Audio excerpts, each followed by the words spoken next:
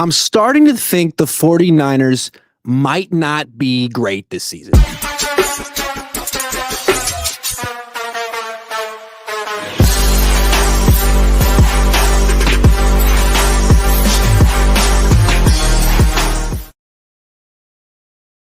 What's up, everyone? I'm Grant Cohn. This is my not-so-instant reaction, but we're going to call it an instant reaction to today's joint practice.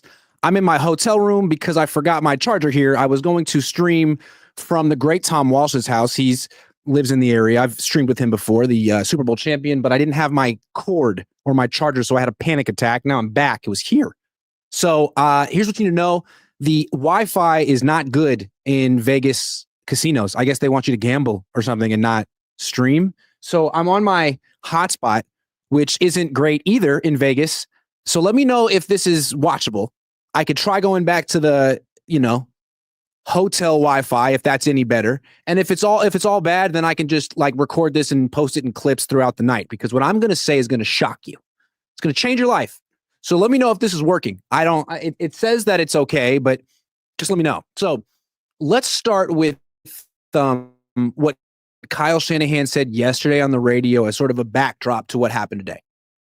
Because Kyle Shanahan, he went on Sirius XM radio and he was very comfortable. He had his guard down. And I don't know exactly what the question was, but he's like, look, this team that we have right now is very similar to the teams that we had in 2017 and 2018.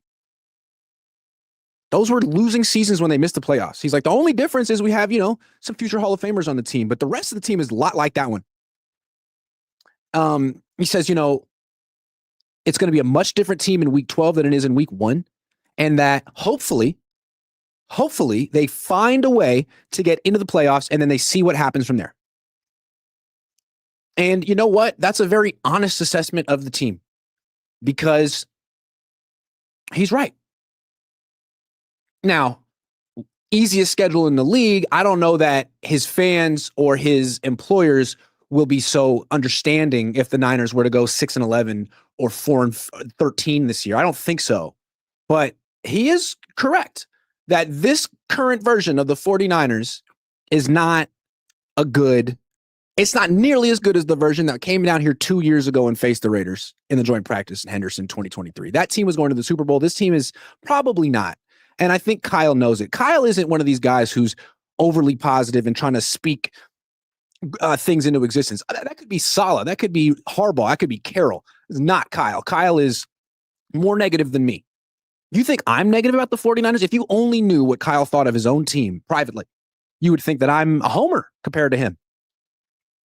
So we have to understand that Kyle Shanahan is getting out in front of this right now, because a lot of people that cover this team, or maybe one person that covers this team, who I won't name, who is going on and on about how great this team is. And I don't think that necessarily helps Kyle Shanahan, because if they lose a bunch of games this year early on, then Kyle looks like he's underperforming. I think what's happening here is let's say they lose week 1 or they're like 1-3 out of the gate or something, Kyle can come back and be like, look, I was right. I called it.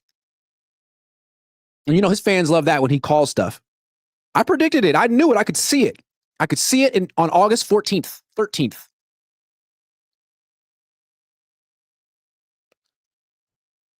And if they're good, then he is the coach of the year and he exceeded expectations and all those rookies and all that stuff. But I don't know. Part of me doesn't feel sympathy for Kyle Shanahan. They were so bad at drafting in the first 3 rounds. Solomon Thomas, Javon Kinlaw, Mike McGlinchey, all these mistakes over and over and over again, that the Niners kept having to pay their way out of those problems. Kinlaw didn't work out. We'll sign Hargrave. Ambry Thomas didn't work out. Sign Charvarius Ward.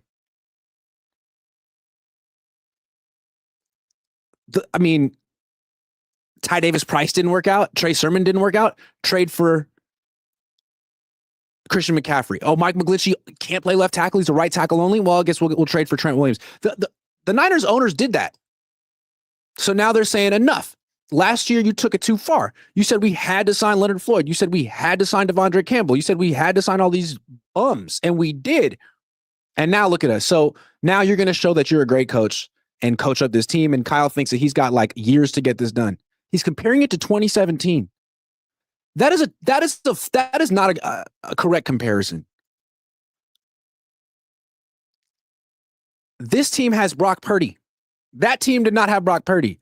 Brock Purdy's the seventh highest paid quarterback in the league. Brock Purdy's way better than Jimmy Garoppolo ever was. He didn't talk about that. You got one of the best quarterbacks in the league, right? And you're one of the best coaches in the league, right? So what's the problem? You got some young guys? Well, McVay can make it work. We've seen that. So I'm going to talk a little later about the difference between Kyle and McVay, because there is a big difference. Do you have any thoughts on Drew Moss dating Brock Lesnar's twin daughter? Dog. Do you say Brock Lesnar's twin daughter? I don't think it works that way. I don't think you can have a twin daughter. You can have a daughter, but I don't think it works that way. But yeah, Drew Moss, that was always a good sign for Drew Moss right there. So look, then Kyle Shanahan's been watching this team practice for 3 weeks. And plus the whole offseason. And he's not super impressed with the four. He's realistic about it. It's going to take him some time. Week 12, they might come into their own. Maybe. Or maybe next year. Then there's the Raiders. I think the Raiders were an interesting litmus for the 49ers. Like, okay, the Broncos weren't completely impressed by the 49ers, but the Broncos are maybe a little ahead of the 49ers right now. The Broncos are a legitimate contender. The Raiders aren't good, and they know it. Brand new coach, not a lot of stars. They know they're starting over. So they're expecting the Niners to come in and beat them up, to come in and bully them. The Niners used to be a bully. They had this whole culture of disrespect. They used to show it in 2023 when they would go to the Browns and they would just run through their warm-ups like, screw you. What are you going to do about it? We're the bullies of the league. That was 2023. They had their joint practices in Henderson in 2023. And they bullied the Raiders. The Raiders knew it. The Niners knew it. The Niners were going to the Super Bowl that year. The Raiders were going to nothing, the toilet bowl. This year, only 2 years have passed. The Raiders have a new coaching staff, but Max Crosby's still here. Some of their players are still here. And from what I understand, according to the sources that I talked to, the Raiders were very surprised at how mediocre the Niners were in this game, in this practice. From what I understand, the Raiders have been having grueling 2.5, 3 hour practices, old school stuff, Pete Carroll. And the Niners didn't want to do that. Wanted to keep it light, it was 2.5 hours, but they didn't want to have a very physical practice. The Raiders have been having live tackling in practice. The Niners don't do that. And so the Raiders were a little surprised at how the Niners' lack of physicality, their lack of talent. I think they looked at the Niners as like, man, you guys might be as bad as us. You guys might be as bad as us. Now, Nick Bosa wasn't out there and a few other guys weren't out there, but still, this is a team that should look way better than the Raiders. And really, I don't know that they are. Now, maybe the Raiders are tripping. Maybe the Raiders are just completely wrong here, but the Niners really have changed a lot in the last 10 years. 2 years. 2 years ago, they had the most stacked team in the league. This year, they have a core group of guys. It's a huge difference. 2 years ago, they had the best roster in football. They were considered a juggernaut. We used to use that word with this team. They hadn't even won anything, but they were a juggernaut on paper. Now the Niners, no one would consider them a juggernaut on paper. They have a core group of guys. And some of them aren't practicing right now. And the way the Niners are constructed, if they don't have all of their core group on the field, they're a totally different team. So today they didn't have Nick Bosa, just one of them. It's just one of them. And they look pretty mediocre. Now, if Bosa were out there, maybe it would all come together. Pete Carroll's a pretty good judge. Max Crosby's a pretty good judge.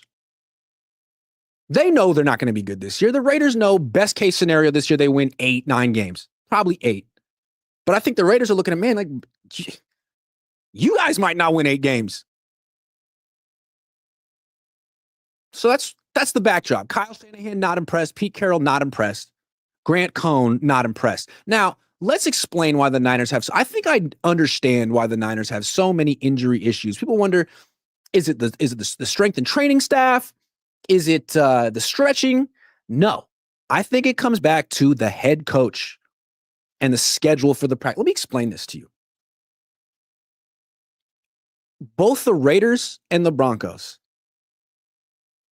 do longer practices in the 49ers. There aren't as many restrictions in training camp as there are during the season. When Harbaugh was the coach, the Niners would have 2.5 3-hour practices every day. Today's practice, Pete Carroll, 2.5 hours. Well, when the Niners played the Broncos, I believe it was 2 hours. You can practice for 2.5 hours. You could practice for 3 hours a day. There's no rule against it. Longer practices. And you think, well, if you have longer practices, there's more risk of getting hurt, right? Well, the Niners routinely have very short practices. Way shorter than Pete Carroll, way shorter than Jim Harbaugh. They start at 10:30 every morning. When do I get my instant reaction up? Noon. 12:30 at the latest, right? Noon. That's when it's up. 90 minutes after they freaking start stretching. And we know they don't do static stretching, which is like, stretching in place. They do dynamic stretching, which is stretching while jumping around, jogging around, hopping around, which is great. There's merits to both of them. There are positives and negatives to both of them. I'm not here to make it. I'm an English major from UCLA. I don't know. But what I do know is that if you have a 90-minute practice, you're condensing a lot of stuff into a short amount of time. It's not what the Raiders do. It's not what the Broncos do. They take their time. It's not what the Chargers do. They use 2.5 hours, maybe 3. And so if the Niners were to use more time, here's what they could accomplish. I'm not even saying they need to have more reps on the field, more football reps, more 11 on 11, more 7 on 7. I'm not saying they need to do that.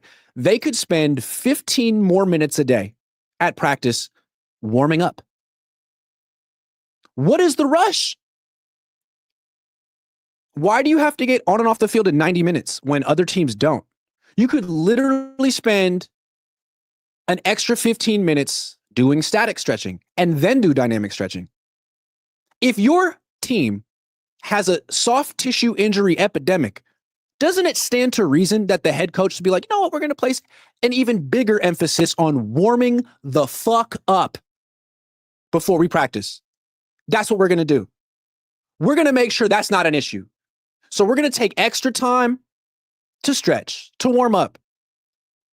Look, I was a high school athlete on the track team. We spent 45 minutes warming up. You would do the slow jog around the track, and then you would do the static stretching, and then you would do the dynamic stretching, and then you would do wind sprints, and then when you had a lather, you would run a race like 45 minutes later. And this was high school, freaking high school. I just don't understand what the Niners get by speed racing through a practice, and what they're cutting out is the stretching part. The stretching is done fast, and then you get into a fast-forward, fast-paced practice. Slow down. You got guys getting hurt every day. Slow down. What is the rush? How about that? Stay on the field longer. Stretch longer. I'm not saying do one or the other. Do both. Do dynamic, do static, and then when the practice is over, do a whole cool down. When I also played varsity soccer at O'Dowd. We didn't just end a game and go home. You would do like jogs across the field for 5 minutes to cool down. I'm not saying that you have to do this, but this team needs to do it. Then this team needs to like be over the top with the warm-ups and the cool downs. Right? Hey, our team has an alarming amount of soft tissue injury. Should we A, spend more time warming up, or B, do nothing different? How is Kyle over here? Try A and see what happens. It might just work. More time warming up. It's a novel thought, right? But you think like, hey, the Niners are doing everything in their power to make sure this isn't an issue. Well, then how come the Raiders practice for 2.5 hours a day and the Niners practice for 1.5 hours a day? Why? And don't tell me it's because the Niners have injuries. This is how the Niners have done it every year under Kyle Shanahan. The first thing I noticed when Kyle became the head coach is, wow, these are like abbreviated training camp practices.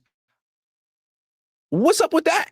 I mean, Harbaugh's practices were like full games, 3 hours, and they were not fast-paced. It was football. It wasn't like boom, boom, boom, rep, let's go, go, go, go, go. No.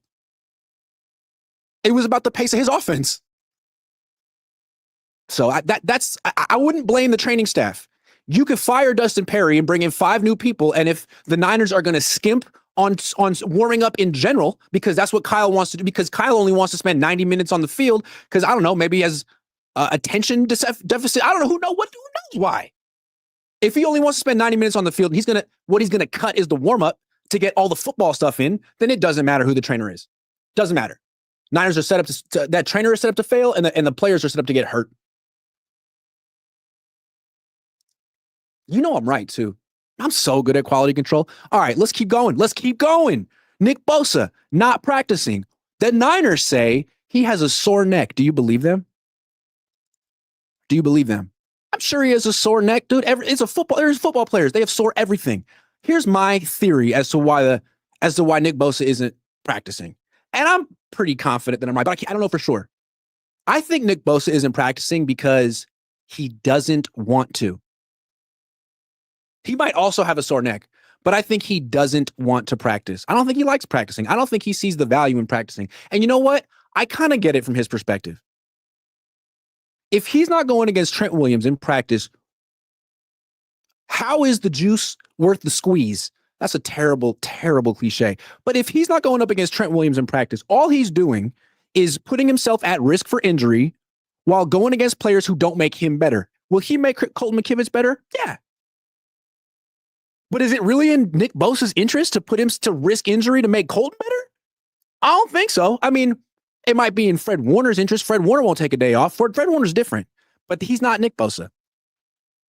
And you know what? To understand why Nick Bosa doesn't want to practice might just be like, hey, coach, not today. You got to understand Fred Warner. Fred Warner practices every day. Is he better than Nick Bosa? Arguable, maybe. Maybe some days, maybe other days, no. Maybe Bosa is a more naturally gifted player than Warner. I don't know. Bosa was the second pick in the draft. Warner wasn't. Warner had to build himself up. Warner was ready-made coming into the league. So I asked Warner today, because I noticed, like Bosa's not out here. Some of these guys, Fred, you almost never miss practice. Is it because you just love practicing, or is it because you feel a responsibility to the rest of your teammates to be out here? Talk about a loaded question. I'm not being like, hey, do you practice to show up Nick Bosa and show him what a real leader is like? I didn't do it like that, but it's kind of, it doesn't take an idiot to figure out where I was going with that. And he's like, I wouldn't say I love practice. I prefer playing. But he's like, look, I am a testament to what practice can do for a player. When I came here, I was not a first round pick. I'd never played middle linebacker. I needed to develop and learn in practice. And I did, and look at me now. So who would I be at this point in my career to be like, I don't need practice anymore? I got it made. And when he said that, I was thinking, who is he talking about? I don't need practice anymore. Well, maybe 97. Maybe the dude who hasn't been out there in 2 weeks because his neck is hurt or something. Because he doesn't need to be out there. Because this team is mediocre. It's going nowhere. They know it. And it's all a big waste of time for 97. Give Trent Williams credit. He doesn't have a sore neck. He's not calling in sick to school because it's not worth it. George Kittle's like Fred Warner too. Practices every day. Why? He was a 5th round pick. Well, his rookie year on the Niners, he was skinny. Now he's one of the most physically imposing players in the league. He can't just walk away from the practice field and be like, I got it. That's not the kind of guy he is. That's the kind of player he is. Bosa is that kind of player. He's like Trent Williams.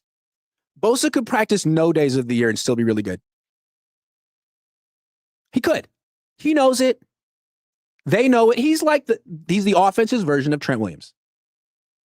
He's doing the Niners a favor by being out from his perspective. I don't need to do this.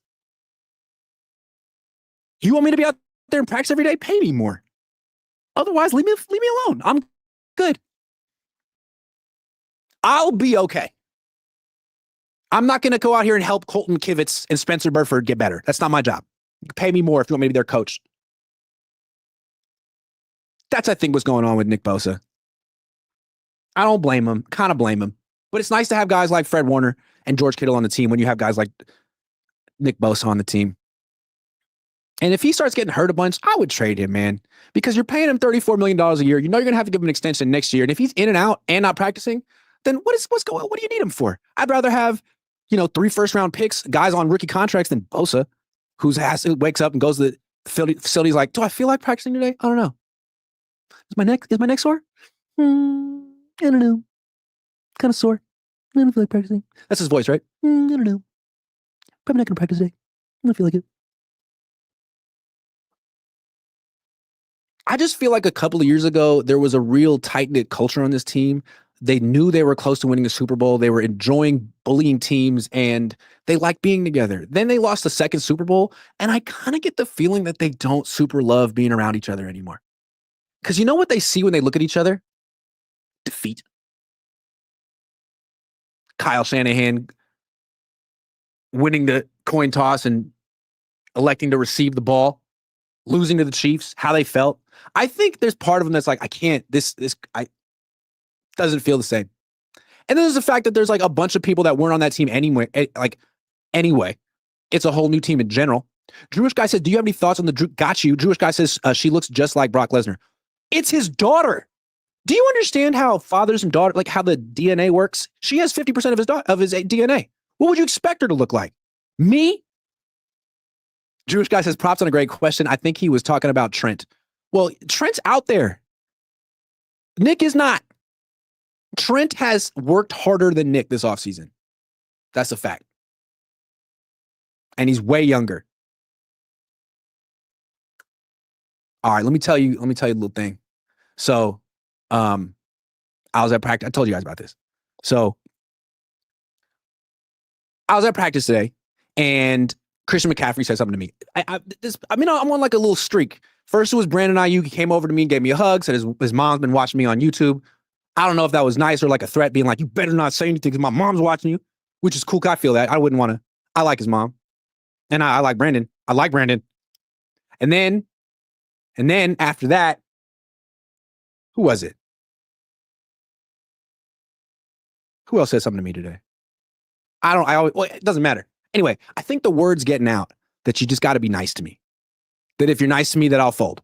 So Brandon was nice to me. All of a sudden, I'm Team Brandon. And then today, McCaffrey. So I'm filming practice. I'm close to him. He's like stretching right in front of me, but I'm trying to get the whole lay of the land so I can send it to my guy, Maj. He can put it part of the instant reaction. He pops up, Christian McCaffrey, looks at me and goes, hey, Grant. I go, hey. And he goes, nice fit.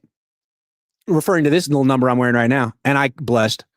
And I said, thanks, Christian. And I wanted to say something nice to him, but what do you say? Like, you're good at football, and I like that you know who I am and appreciate what I wear. Thank you very much. So here's what I'm wearing. I'll show you.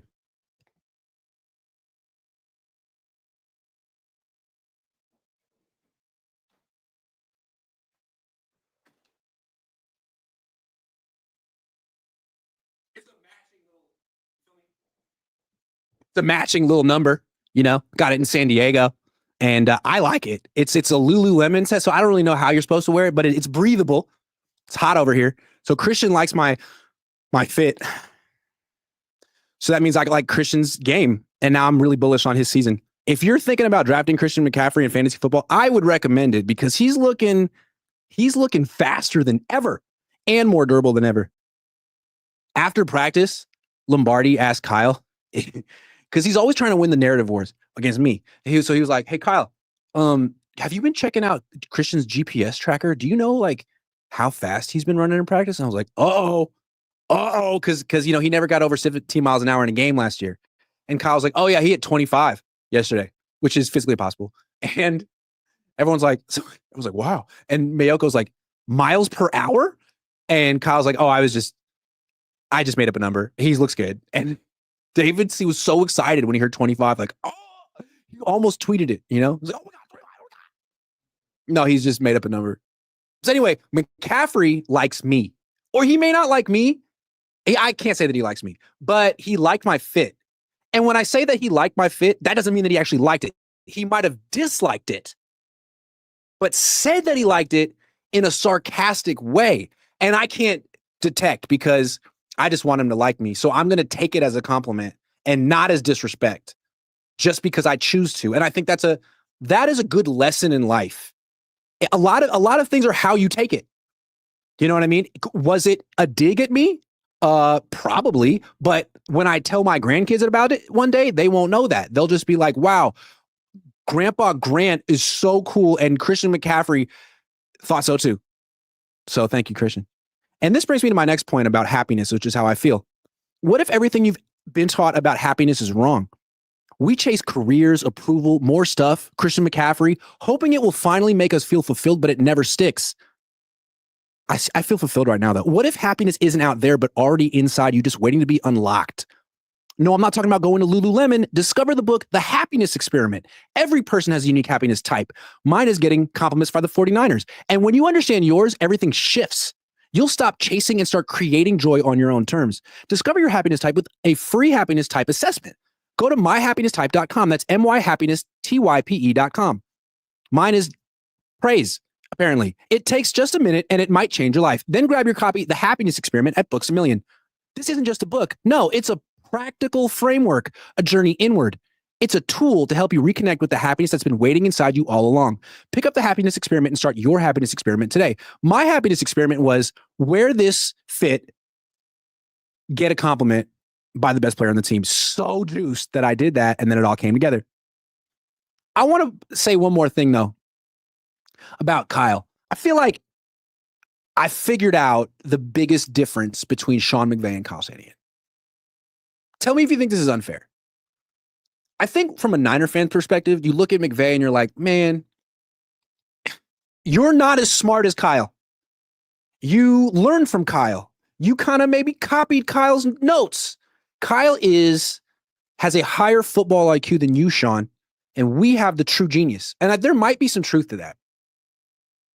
But the biggest difference between Kyle and McVay is that McVay doesn't think that he's God.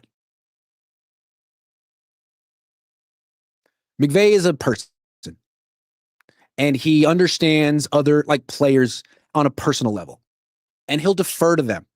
It's not all about his scheme. It's not all about McVay. There is a whole emotional component to him that makes him feel authentic, and not just telling it like it is, but relatable and inspirational. Kyle has a God complex, I think. He thinks he's always right. He doesn't really want his players to think that much because they don't have to, because he's thinking. He's omniscient. He knows what's going to happen. He knows what the defense is going to do before they do it. And if they do something else, he's got an answer built in. He's omniscient. He's the best coach in the league, maybe ever. And the only reason he hasn't won a Super Bowl is because his freaking players haven't executed what he told them to do, or bad luck. I don't think McVay has that level of thinks of himself that way. And I think when you think of yourself that way, you get into some dangerous territory. Can't change. Here's the thing about God. I've never met God, but I have a feeling God hasn't changed much in the last, since time started, because he's omniscient and he doesn't exist in space and time. So how could you change? You got it all. You know what it is. I'm not expressing myself very well because I'm talking about a person I've never met. It's not a person. It's God. You can't change if you're God. Human beings change. Human beings grow. Maybe the God word is a little too much, but genius on the nth degree. Genius to the nth degree. Almost no longer human. When I first saw Kyle, I thought of JP from Grandma's Boy.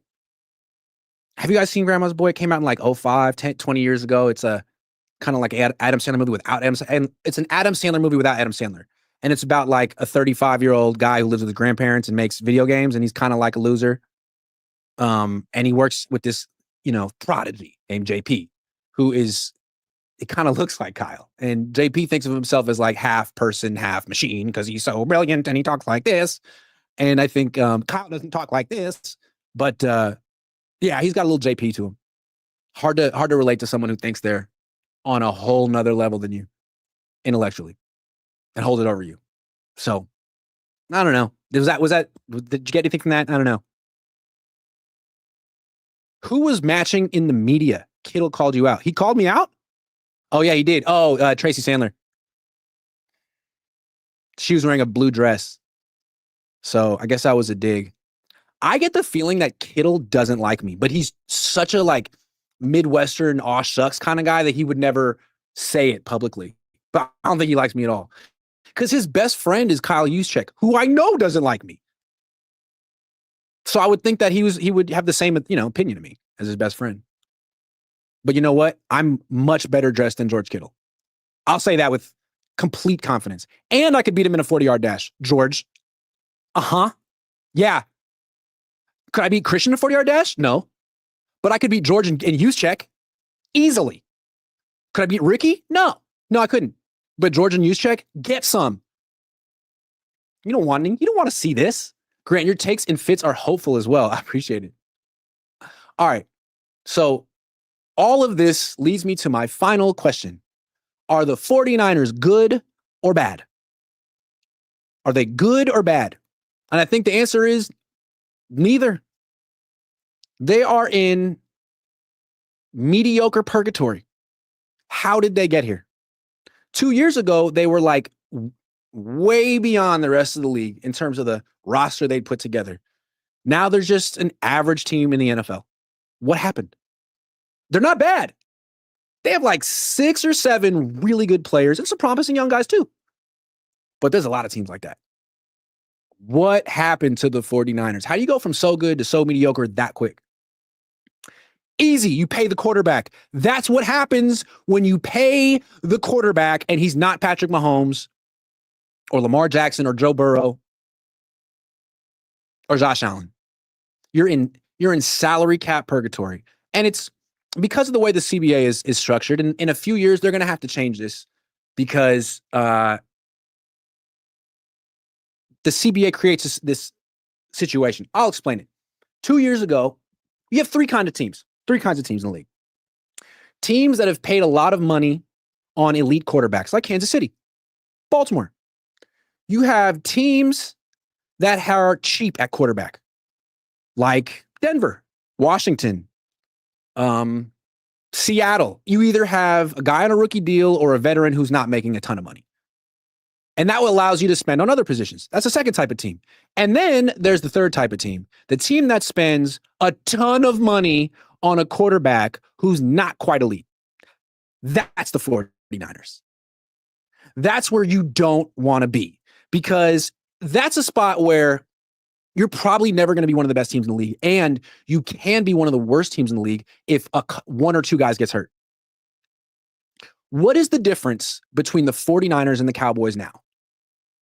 Both the Niners and the Cowboys have a core group of players who are super expensive. And you take one of those guys away, can they win? The Niners' core group of guys is Purdy, Ayuk, Kittle, Trent, McCaffrey, Bosa, Warner, Lenore, essentially. If you just take Bosa away, can they win? Yeah, get some teams. But how good are they if you take just Bosa away? Could they win a playoff game without Bosa as currently constructed? I don't think so. Could they win a playoff game without Kittle if they had all the rest of their core and no Kittle? I don't think so. If they had all the rest of their core and no McCaffrey, could they win a playoff game? I don't think so.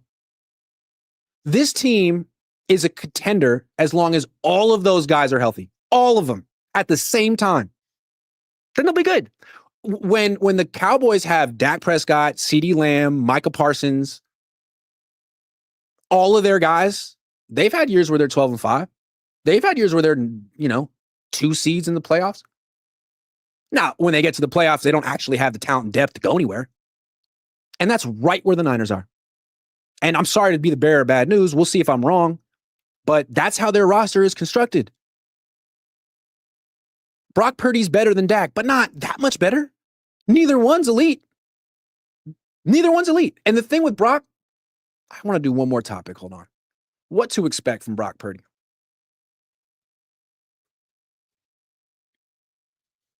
That's what you want to know, right? Is this going to be another 2024 for Brock Purdy or another 2023? And to me, I'm expecting another 2024. And really, this has nothing to do with Brock. It has to do with the team around him. Why was Brock so good in 2023? Because he wasn't making any money. So all of his receivers were good on every play. All 5 of them were good on every play. He dropped back and he'd have 5 All-Pros going out, 5 Pro Bowlers going out on routes. At least one guy was going to be open, maybe 2, maybe 3. All Brock had to do was find one of those dudes who was open, give him the ball. He's a genius. A genius. Just give the ball to one of your all pros. Don't try to do too much. You'll be an MVP. It almost worked out. That's his skill set. If you give him 5 good receivers, he'll find the open guy. If you give him five good receivers, someone's going to be open. He'll find him quick. Couldn't say that about Jimmy. Jimmy would get, his brain would freeze like he just had a Slurpee at 7-Eleven. Brock will find him. But what if you give Brock $53 million a year and all of a sudden he doesn't have 5 good receivers out there? He has Kittle, McCaffrey, and Pearsall. He's 3. Then what? You know what it looks like? 2024. It looks like Brock dropping back and realizing that no one's open right away. So he holds the ball and he scrambles out of the pocket to the left and then he runs back to the right and he's buying time and he's trying to give people a chance to get open because they're not getting open because Kittle's bracketed, McCaffrey's bracketed. The 2 or 3 guys that actually are dangerous threats are being covered heavily and the other team is daring you to throw it to Patrick Taylor Jr. or Demarcus Robinson or Luke Farrell or Robbie Chosen, and you don't want to. So you hold it, and you force it to Kittle, and now you get intercepted. And does that make, did Brock get worse? Was Brock worse in 2024 than he was in 2023? No, the team was worse. So he had to do more. And you know what? He's not built to do more. That's not his game. If you want to give a quarterback hella money and take away weapons from him and say, find a way, then you got to be Justin Herbert or Josh Allen. That's what they're doing with Josh Allen. His best receiver is freaking Khalil Shakir. They don't spend that much on weapons. He's so good, it doesn't matter. But that's not Brock Purdy. That's like 2 people in the whole world, in the universe. Not Brock. So he's good. He earned the contract. He got the contract. It has an effect on the rest of the roster. He doesn't get to play his game anymore, which is just quick distribution. Nope. They all know you want to go to Kittle. They all know where you're going with the ball now. So now, when Ayuk comes back, and if Pearsall is good and Kittle's still healthy and McCaffrey's still healthy, then maybe eventually Brock Purdy could get back to his game, which is not doing too much and just finding the open guy.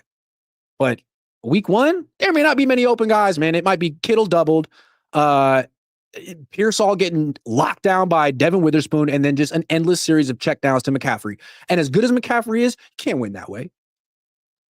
So I just wouldn't expect that much from Brock anymore. It's not his fault, but at this price point, he's not going to be playing his game. This team is going to be mediocre. We're talking 8-9 wins and not a Pro Bowl appearance.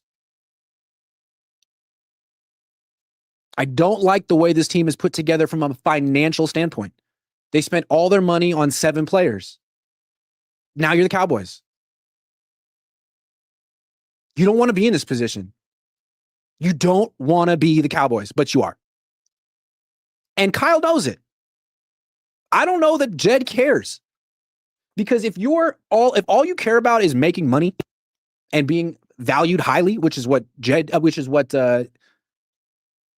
Jones cares about, then it's like, whatever. We'll be in the mix. We'll make money. We'll charge our fans a bunch for tickets. But if you really care about winning a Super Bowl, you can't win it like this. You can't win a Super Bowl paying Brock Purdy $53 million a year. I'm sorry. You can't. Not when Mahomes makes less. How do you do that? Not when Jaden Daniels is making nothing. Not when Bo Nix is making nothing. I can't do it. Now, maybe if the Niners have no injuries, but is that where the season's going? Extreme injury luck? That could happen, but it's not happening.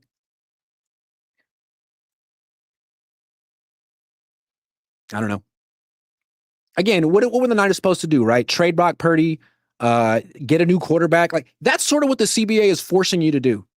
Unless you have legitimately one of the top 5 quarterbacks in the league, you should just be trading your quarterbacks every 3 years and drafting another one. Because once you pay the Dak Prescott, Tua Tagovailoa, Trevor Lawrence contract, you're kind of screwed, man.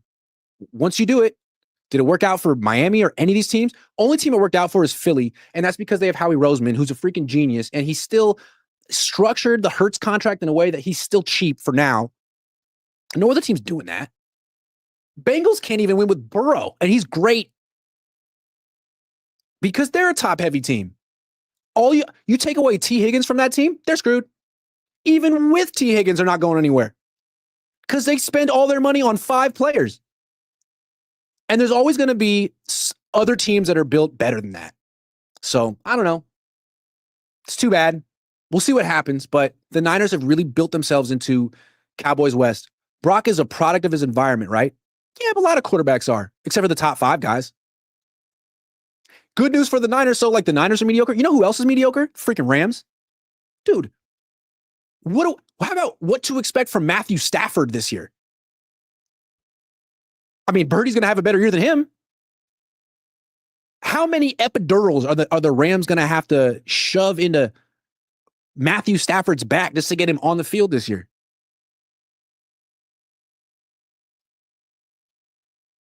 And if the Rams quarterback is Jimmy Garoppolo, they're not going to win more than 10 games. They might not even win 10 games. So the Niners are mediocre? Cool. So are the Rams. So is every team in the NFC West. So is every team on their schedule with the exception of Houston and Tampa. So mediocre teams still make the playoffs. Mediocre teams have gone to the Super Bowl. If Kyle's a great coach, he might be able to figure it out and get them there. But I don't know. We'll see. We'll see what happens. I know you dodged my first super on purpose, but keep talking yo shit, King. I say trade Purdy next year for Shador because I believe there's a real chip on him. What did I say? Grant, your takes and fits are hopeful as well. I just don't get it. Oh, wait. Oh, I missed it. My bad. I'm sorry. My bad. Fast-paced practice is a reflection of this country's vision of progress. Be born prepared or get caught in the toxicity. Salah's our only source of hope. Good call. Good call. One more. Didn't mean to pass that up. Kyle would ruin Sanders. I don't think they would want. You think this locker room would want Shador Sanders? You think Nick Bosa would want Shador Sanders? You think George Kittle would want Shador Sanders? You think Kyle Juszczyk would want Shador Sanders? No, I bring that up for no reason. I don't know where I'm going with that. But what do you think? Hurts is better than Brock in crunch time. Sirianni's better than Kyle in crunch time.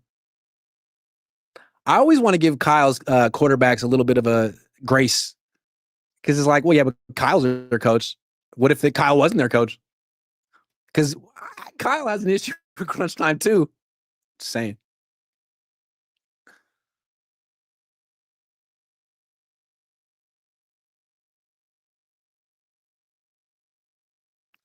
Look, I just don't think they would want Shador Sanders. It didn't seem like many people in the league did. He's got a very, big personality.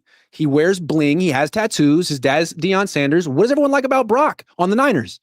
How understated he is and how down to earth he is and how he fishes and is a farmer. I don't think that the locker room that has bought into the farmer quarterback would want Deion's kid to be their quarterback. Maybe I'm wrong though. I don't know. I don't think I'm wrong.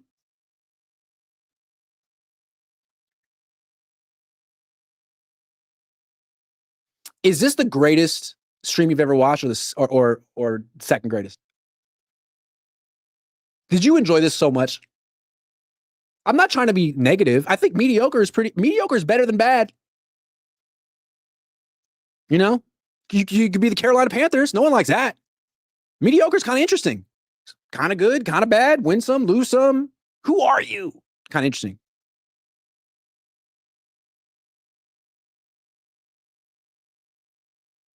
Quality's no good. Man, fuck.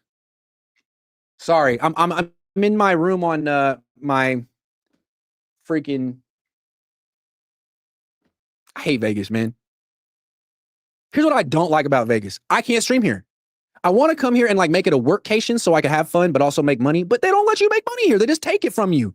Could I have some actual internet, please? No, come down and gamble. I don't gamble. My Jewishness won't let me. What is fun about losing money? I know the odds. They're not in my favor. You know when I make money? When I stream. That is 100% success rate with making money. Putting it on black, that's like a 45% success rate. Why would I do that? Let me make the money and then I'll come down and I'll have a nice dinner. No, they won't let me. Can't do it. Won't let me. Your Wi-Fi sucks. You know how sometimes you go to like the Marriott and you can get like the super nice Wi-Fi, and I always get that. You go to these places and be like, hey, can I get the better Wi-Fi? They're like, what are you talking about? Like the good Wi-Fi. Where is it? The good one. They're like, well, this is what we got. What do you mean? It's 2025. You probably pump in billions of dollars to this place, and you're doing this on purpose, man. You're doing it on purpose. You know they are. Anyway, it's 5:50. I want to be done for the day. They like Brock because he's a conservative white boy, period. That's not true. That's not true. They all like Brock. They all like Brock. I was talking to Talanoa Funga the other day, who's not a conservative white boy. And he was like, what do you think of the deal? And I was like, I think it's a terrible mistake. I think it's the reason you're here and not there. And he was like, but he earned it. He's legit. That's what he said. He earned it, though. He's legit. He puts in the work. He's that good. Everyone likes Brock. It's not about who they like. It's about who they don't like. They didn't like Trey. Everyone likes Brock. I like Brock. Brock is impossible not to like.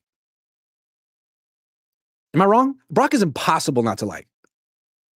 Joseph Ehrenberg doesn't like Brock. Well, okay. I'm wrong. I like Brock too. He's just not him. Well, yeah. I mean, only 4 teams have quarterbacks who were him. Only 4. That's why what I've been saying, like since I started doing these shows with Vish back in the day, we would talk about how to build a team. I was always saying, look, I would trade quarterbacks and just start over. Keep the team. You could have kept Hufanga. You could have kept Greenlaw. You could have kept this Travarius Ward and kept a real team and just said, look, Brock, we love you, man, but we don't want to gut the team for you. So we'll let, some other team do. We'll let Tennessee try to build around you at that price point. And we're going to bring in Mac Jones and just kind of, is Mac as good as you? No, but we're going to put Mac on the best team in the league and see what happens. That's what I would have done. But no team does that. No team has ever done that. It's something the Oakland A's would do.